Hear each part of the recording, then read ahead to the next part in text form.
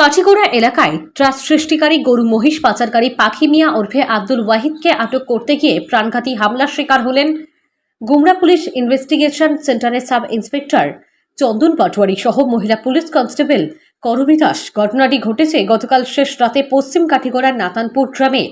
কুখ্যাত গরু মহিষ পাচারকারী পাখি মিয়াকে আটক করতে গিয়ে গুমরা পুলিশের ইনচার্জ পঞ্চ পল্লব বরা, এসআই চন্দন পাটোয়ারি এবং মহিলা কনস্টেবল করবী দাস সহ প্রায় 15 জন পুলিশ সোমবার গভীর রাতে নাতানপুর গ্রামে হানা দেয়।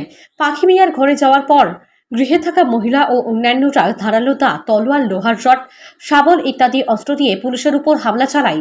পুলিশ নিজেদের রক্ষা করার চেষ্টা করলেও পাখি মিয়ার স্ত্রী আবেদা বেগম লস্কর মহিলা কনস্টেবল করবী দাসের উপর ধারালো দা দিয়ে আক্রমণ করে।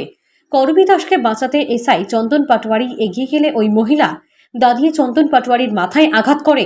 এতে চন্দন পাটোয়ারির মাথার পিছনের দিকে গুরুতর জখম হয়। পরে পুলিশ প্রাণের ঝুঁকি নিয়ে অনেক প্রচেষ্টা চালিয়ে পাখি মিয়া সহ অন্যান্য হামলাকারীদের গ্রেপ্তার করতে সক্ষম হয়।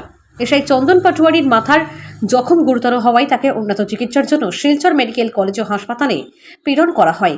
পুলিশের হাতে আটক হয়েছে কুখ্যাত পাখি মিয়া, তার স্ত্রী আবিদা বেগম, মেয়ে কুলসুমা বেগম এবং ছেলে রোহিত আহমেদ বড়ভূইয়া। এই ঘটনায় ব্যাপক চাঞ্চল্যের সৃষ্টি হয়েছে গোটা এলাকা জুড়ে।